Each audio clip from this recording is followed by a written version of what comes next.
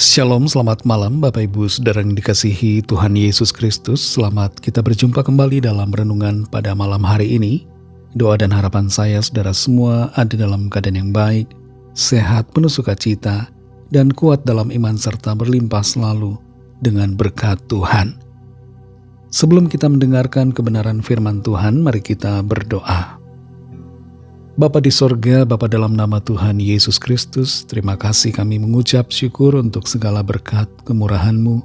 Tuhan sudah menolong kami di sepanjang hari ini, memberikan kami kekuatan, berkat kebaikan.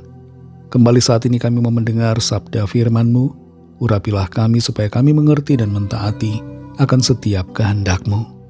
Dalam nama Tuhan Yesus kami berdoa. Haleluya, amin. Saudara yang dikasihi Tuhan, ayat firman Tuhan saat ini terdapat dalam kitab 1 Samuel pasal 22, ayat 19-22. Tertulis demikian. Juga penduduk Nob, kota imam itu, dibunuh raja dengan mata pedang.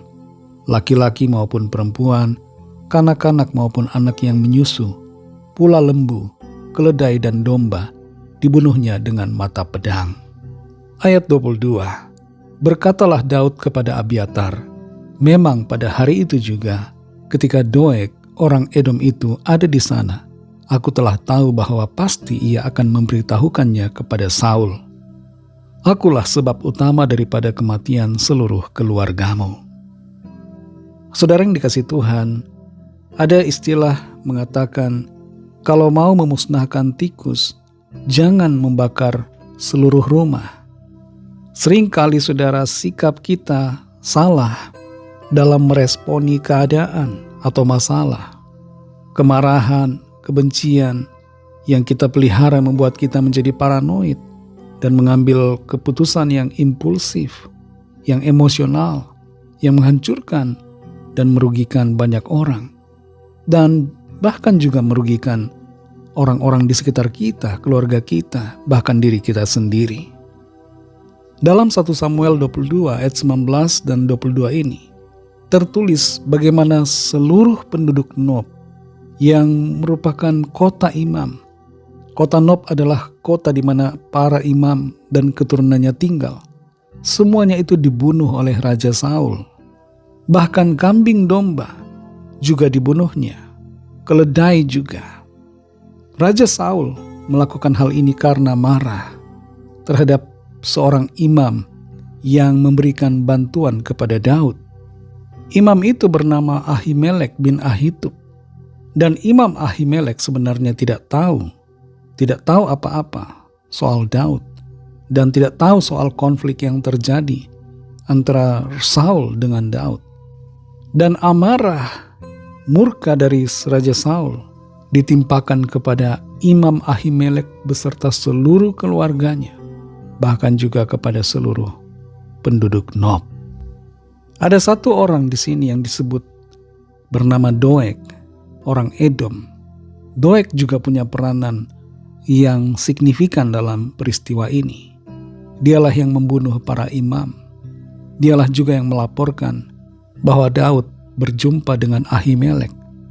Doeg, orang Edom ini, bertipe penjilat dan ingin mencari keuntungan buat dirinya sendiri. Dia ingin dihargai oleh Raja Saul.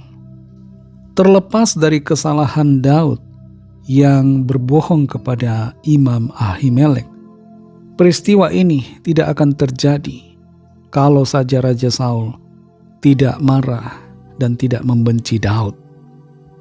Saudara yang dikasihi Tuhan, apa yang menjadi pesan firman Tuhan buat kita? Bersikaplah yang benar dalam menghadapi kekesalan-kekesalan dalam hati kita, dalam rumah tangga, dalam pekerjaan kita, dalam studi, dalam pelayanan dan dalam berbagai hal. Bersikaplah sabar dan kuasai diri kita supaya kita tidak melakukan hal-hal yang buruk terhadap diri kita dan juga orang-orang lain. Pernah satu kali saya melihat di sebuah bandara ada sepasang suami istri bertengkar secara hebat. Dan tiba-tiba sang suami pergi meninggalkan istrinya. Sang istri yang marah yang sedang memegang paspor, baik paspor suaminya dan juga paspor dirinya, melemparkan paspor itu secara sembarangan sehingga entah kemana jatuhnya. Secara sadar dia merugikan dirinya sendiri, merugikan kondisi kehidupan rumah tangganya, dan juga menghambat perjalanan mereka. Kekesalan, amarah, kebencian harus kita selesaikan dan singkirkan dalam hati kita.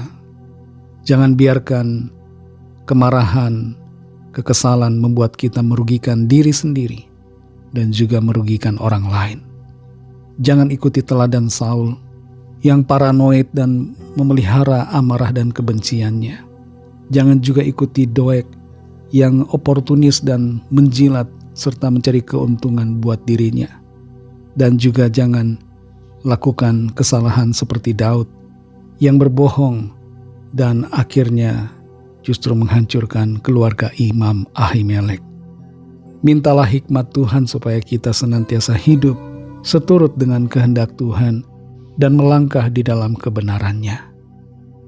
Mari kita berdoa.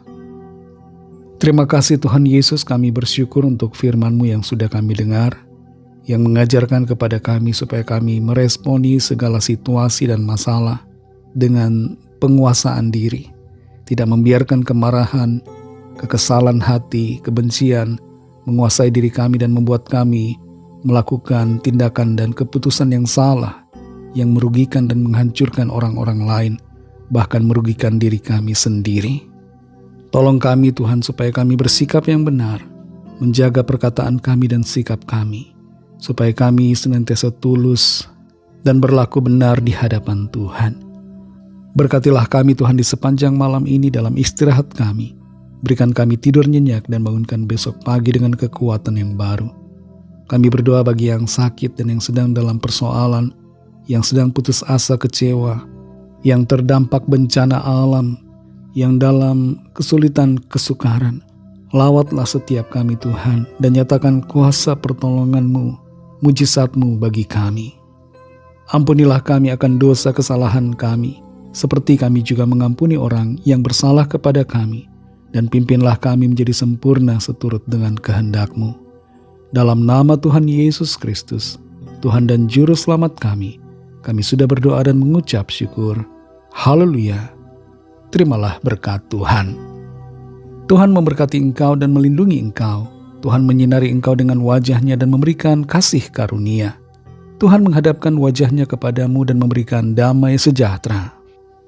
Berkat dan anugerah Allah Bapa, kasih karunia dari Tuhan Yesus Kristus, dalam persekutuan dengan Roh Kudus, menyertai saudara semua, sekarang ini dan sampai Maranatha, Tuhan Yesus datang kembali, dan bahkan sampai selama-lamanya. Dalam berkat nama Tuhan Yesus Kristus, haleluya, amin.